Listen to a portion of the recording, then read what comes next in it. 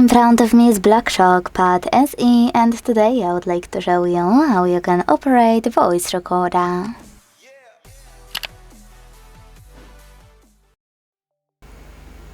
Begin by launching Recorder app that's already on your device, which is this one, and tapping on red button at the bottom left corner to start recording. Hit allow in all available pop-ups.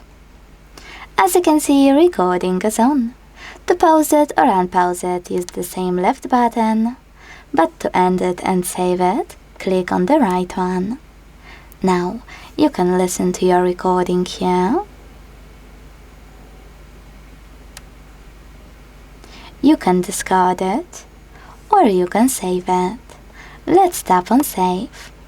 Now, if you want to access the list of all of your recordings, you need to click on this button of 3 lines at the bottom right corner while recording is off.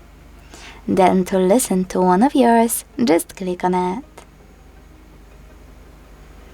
If you want to, misclick. If you want to, you can also hold it and tap on this bin button at the bottom to get rid of it. Then confirm your choice in the pop-up. Thanks so much for watching. If you enjoyed this video, leave a like, comment and subscribe. Bye!